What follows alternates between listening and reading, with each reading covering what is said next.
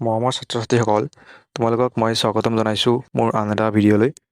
আজি আমি class 10ৰ social ছায়েন্সৰ কুৱেশ্যন পেপাৰৰ বিষয়ে আলোচনা কৰিম আৰু ইয়াৰ MCQ সমূহ সমাধান কৰিম।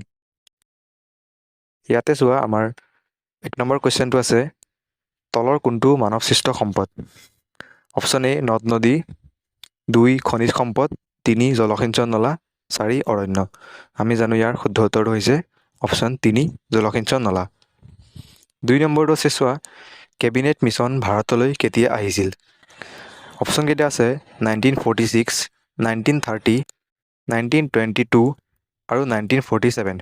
ইয়াৰে শুদ্ধ উত্তৰটো হ'ব option A 1946।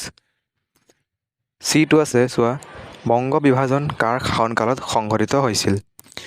1 Herbert Risley, 2 Andrew Fraser, 3 William E ৱাৰ্ডে, 4 লৰ্ড কাৰ্জন। ইয়াৰ শুদ্ধ উত্তৰটো হ'ব 4 লৰ্ড কাৰ্জন। ডি নম্বৰটো আছে চোৱা, তলৰ কোনটো অনৱীকৰণযোগ্য সম্পদ? বায়ু, পানী, শস্য আৰু কয়লা। ইয়াৰে শুদ্ধ উত্তৰটো হ'ব 4 কয়লা। ই নম্বৰটো আছে চোৱা, তলৰ কোনটো বিলুপ্তপ্ৰায় প্ৰাণী? এশিঙীয়া গড়, নলগাহৰি, জিৰাফ আৰু মিথুন। ইয়াৰে শুদ্ধ উত্তৰটো হ'ব অপশ্যন 4 মিথুন। এফ নম্বৰটো আছে চোৱা, বেংগল কেমিকেল নামৰ উদ্যোগ প্ৰতিষ্ঠানটো কোনে প্ৰতিষ্ঠা কৰিছিল? 1 ৰবীন্দ্ৰনাথ ঠাকুৰ, 2 অৰবিন্দ ঘোষ, 3 সুৰেন্দ্ৰনাথ বেনাৰ্জী, 4 আচাৰ্য প্ৰফুল্ল চন্দ্ৰ ৰায়।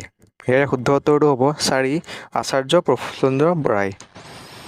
জি নম্বৰটো আছে, বন্দে মাতৰম কোনে ৰচনা কৰিছিল? 1 নম্বৰত আছে বংকিম চন্দ্ৰ চেটাৰ্জী, 2 ৰবীন্দ্ৰনাথ ঠাকুৰ, 3 ৰজনীকান্ত সেন, 4 মুকুন্দ দাস। ইয়াৰে শুদ্ধ উত্তৰটো হ'ব 1 বংকিম চন্দ্ৰ চেটাৰ্জী।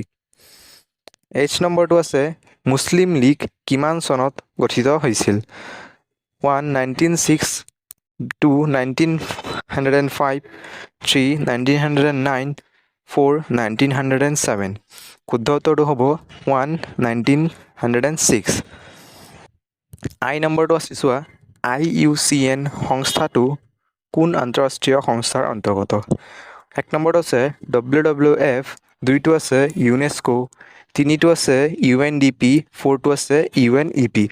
ইয়াৰে শুদ্ধ উত্তৰটো হ'ব অপশ্যন 2 ইউনেস্কো। জে নম্বৰটো আছে, ভাৰতৰ সংবিধানৰ খচৰা সমিতিৰ স্থায়ী সভাপতিজন হ'ল doctor Sachchidananda Sinha, doctor Rajendra Prasad, doctor BR Ambedkar, N Gopalaswami Ayyangar. ইয়াৰে শুদ্ধ উত্তৰটো হ'ব অপশ্যন 2 ডক্টৰ ৰাজেন্দ্ৰ প্ৰসাদ।